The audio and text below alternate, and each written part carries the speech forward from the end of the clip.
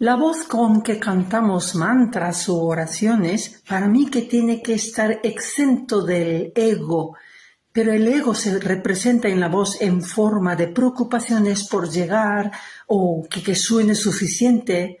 Todavía hay personas que siguen buscando el poder hasta en las mantras. Esto es brutal, ¿no? En vez de esto, a mí me gustaría que fuese una entrega, una muerte digna. Yo me muero y convierto en la vibración, por tanto, con la honestidad es suficiente. En vez de hacer oh, así, oh, dejo que surja. Oh.